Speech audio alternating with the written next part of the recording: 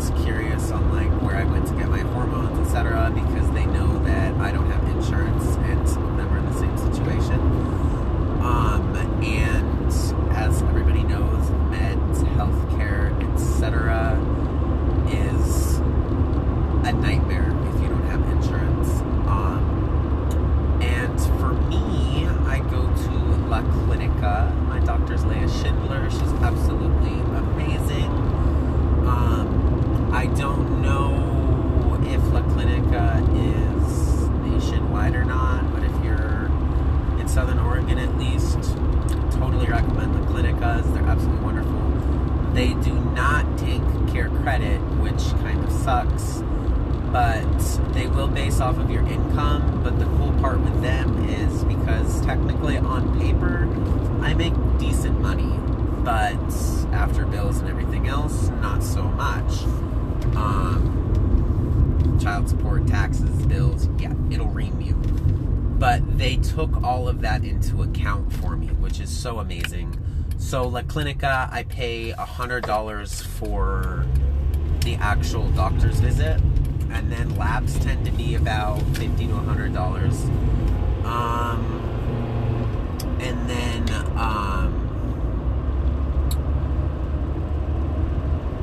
my baby, you just logged on. Totally made me lose my train of thought now. So the actual appointments are $50 to $100. Their meds at the pharmacy, they will, they sell them just a couple dollars above what they buy them for. So it will fluctuate a little bit, but like 2 or 3 months ago, I was able to get a 2-month supply for like $20. And that was for spironolactone as well as estradiol. Spironolactone is the testosterone blocker. Estradiol is the estrogen supplement. And then, you know, this last time I bought them, they had to pay more. Everybody loves COVID, so everything went up. But I got the spironolactone, estradiol, my heart med, and one other. I got like a month and a half, 2 month supply for $80.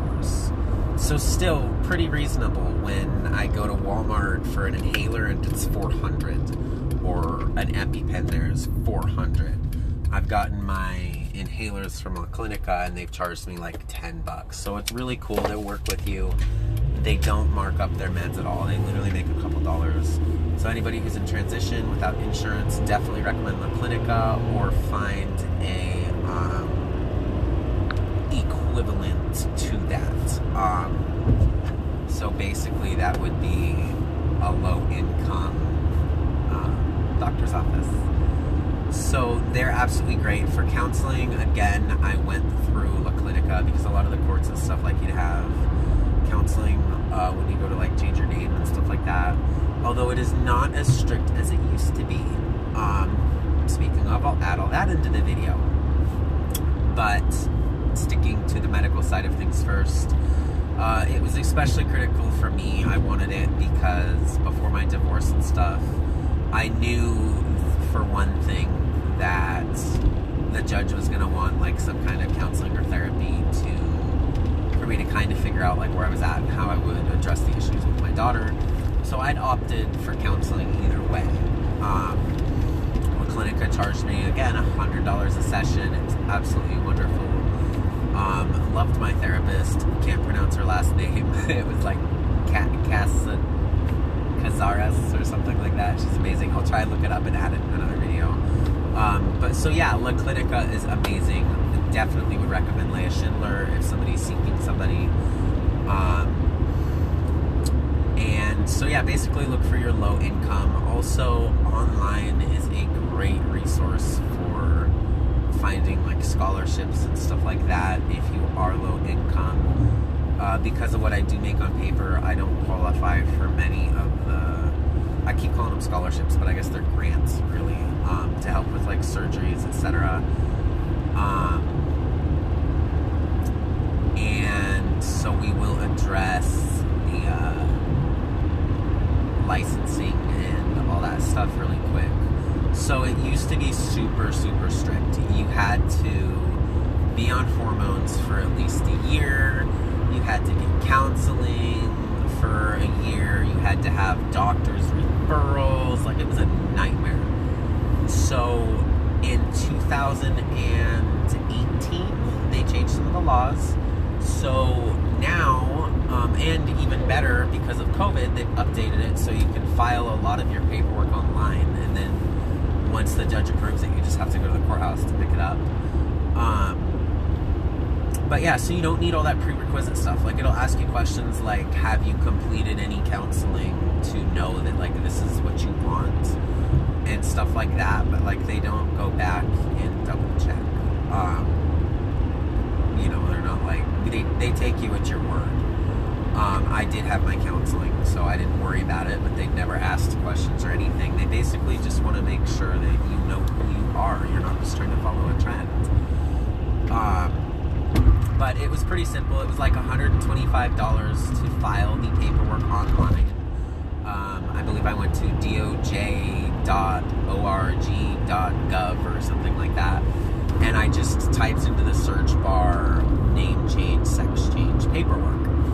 So the cool thing is when you are transgender, and if you are changing your gender marker as well as your name, the cool part is that you can have them seal the record, which means that the only people that can see that you have been through a name change is the judge. So you do that first. You file your paperwork online. You'll get a letter in the mail that'll say whether it's been accepted or not. I never even had to go to court. I got a letter in the mail that says the judge approved my request. And the way it was phrased, I misunderstood it. I thought he just agreed to a hearing, right? So I'm sitting there waiting for another letter with a court date. It had been like 2 months and I never heard anything. So I finally called the courthouse. They're like, no, the judge like already accepted it. You just have to come in here and get your copies. So I went in, and I think it was $5 per copy. I got 5 original copies. This is important because when you go to your birth certificate, you have to send in an original copy. When you go to do your Social Security or your license, you need original copies. Some credit card companies, if you need to switch your info with them, require the court order original copy. The cool part is some you don't, but err on the side of caution and make sure you have extras. Social Security office as well as birth certificate will send you your copies back. With how delayed the mail and stuff was though, and craziness with COVID, I didn't run any risks. 5 copies, okay, important peeps, 5 copies. So after you get those, you take that down and do your license. Your order of these is very, very important. So you do your court order, then you go get your license with the DMV. Make sure you have your court order with you. When you fill out your paperwork, use your new name, okay? Important. Once you fill all that, they'll snap your new picture, and voila, you get your license with your new name and gender. From there, next you have to do the Social Security Administration.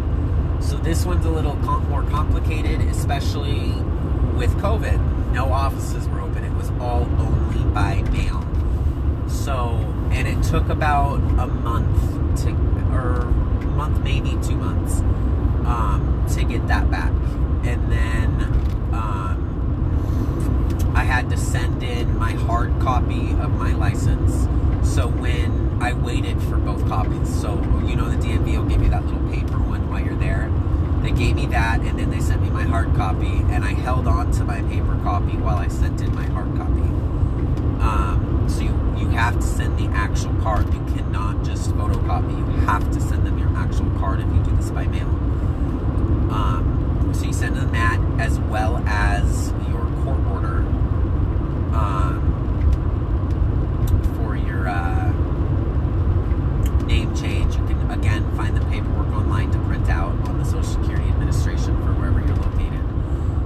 And these laws that I'm going over are Oregon. I do not know outside of Oregon. The great part is Google. If you go to your actual state or county, but preferably state website, there's a search bar on all of them. You can type it in and it will tell you what your legalities of your state are. But Oregon, you can do these things. So you'll print out your paperwork, you'll send in your hard copy, you'll send in your court order.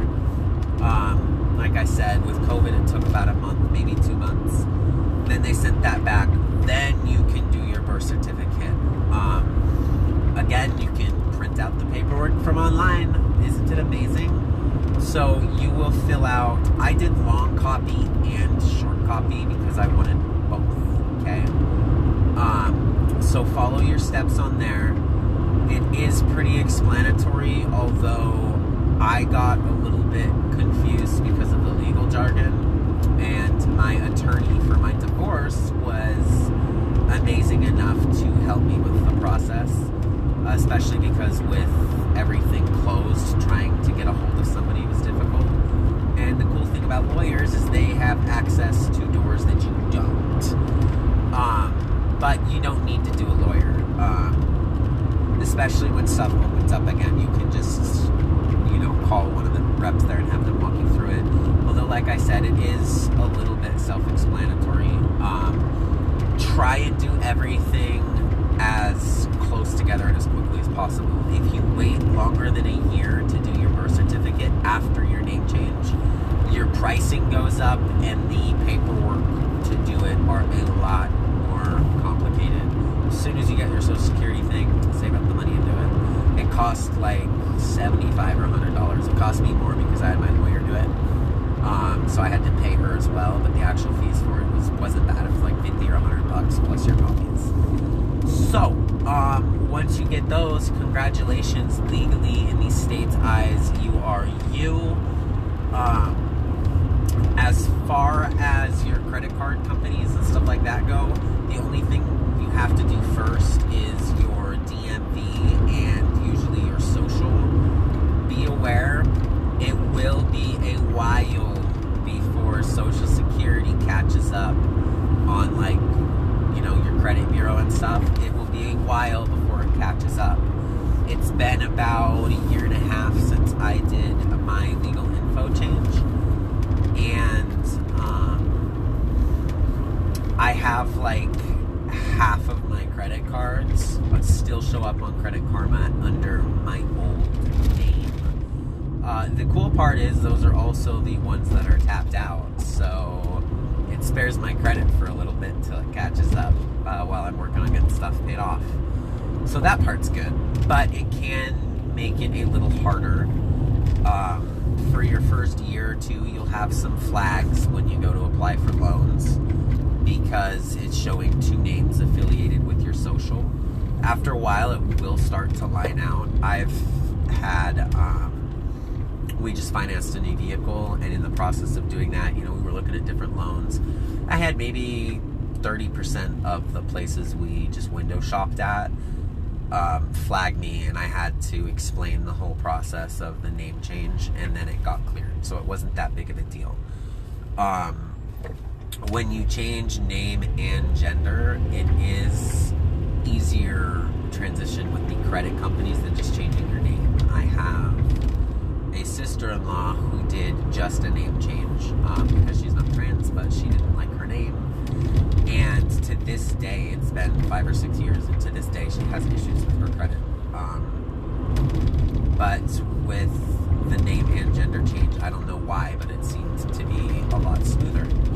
So just go through and take care of things as quickly as you can. Like I said, some credit card companies are easier than others, like my Amazon and Synchrony accounts. I have to physically mail in or fax in my copy of my license and court order and my account numbers for them to do it. But ones like my Capital One, I think it was, and Credit One, I was able to do it all through email. So just if you're curious, you're not sure, you can always call them. People are generally pretty supportive of it, but be aware it's not something they deal with all the time. So you might have to wait for a little bit while they talk to their supervisors and figure out your processes. So anyways, here's my long video longer. Number 4, any other questions or anything like that for either trans folk or people related trying to cope with a family or friends that is in transition, because as we are learning, it is as much of a process for them as it is for us. Feel free to message me either in the comments here or PM, and I will address them in future videos. Bye!